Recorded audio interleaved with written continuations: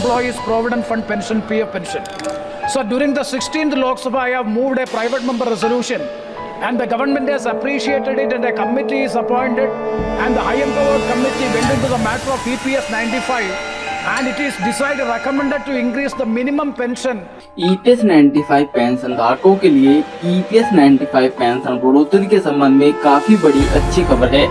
सदन के पटल पर एक ही दिन दो व्यक्तियों ने EPS 95 पेंशन धारकों को पेंशन बढ़ोतरी के संबंध में जो यह मुद्दा उनका है सदन के पटल पर रखा और उनको पेंशन के संबंध में पूरी जानकारी दी कि EPS 95 पेंशन धारकों की स्थिति किस प्रकार से है और EPS 95 पेंशन धारकों को कितने लंबे समय से आंदोलन कर रहे हैं, पर जो कि मोदी सरकार ने उनका कोई भी बड़ा फैसला मंजूर नहीं किया है, न उनकी पेंशन बढ़ोतरी की है।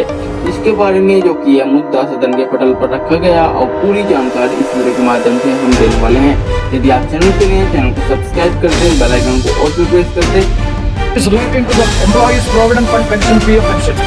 So during the 16th Lok Sabha, I have moved a private member resolution, and the government has appreciated it, and a committee is appointed, and the high empowered committee went into the matter of EPS 95, and it is decided, recommended to increase the minimum pension to a higher level, and the Labour Ministry has also accepted. It is pending before the Finance Ministry. So my first submission regarding is the minimum pension has to be enhanced as per the recommendation of the High Empowered Committee, number one. Madam, number two is the inordinate delay in the disbursal of the lawfully entitled pensionary benefit to the contributors for pension on higher wages. Higher pension on the basis of actual wages is as per the directive of the Supreme Court 411/2022. It's a clear verdict from the part of the Supreme Court that higher pension is entitled on the basis of the actual wages. But it is quite unfortunate to note that now it is being also delayed. Most of the officers, PF officers, are not disbursing the amount in time. And the number three is unlawful introduction of pro rata calculation method for higher pension, overpowering the parliamentary provision and disregarding the Appeals Court judgment dated 4/11/2022. That is, the pensionable service is divided into two, and the wages is also divided into two.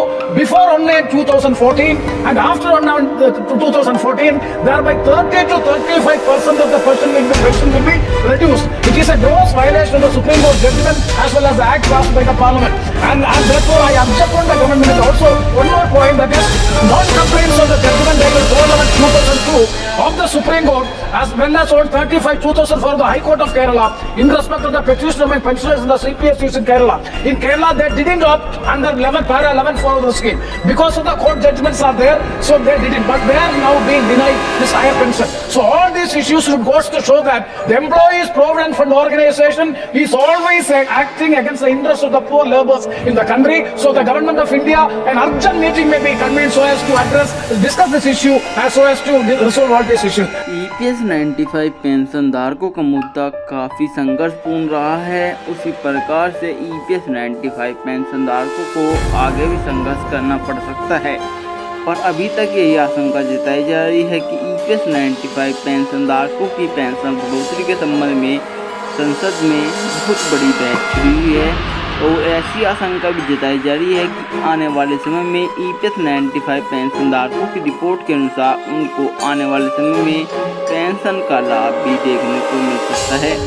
और उचित report के अनुसार commander सुखरावत जी, जो कि आने वाले समय में और विशेष प्रकार के कार्य करने वाले हैं, जिससे कि पेंशन धारकों को और भी लाभ देखने को मिलेगा। और आपको जानकारी कैसी लगी कमेंट बॉक्स में बताएं। मैं मिलता हूं बड़ी ताज़ी खबर के साथ। तब तक के लिए जय हिंद, जय भारत।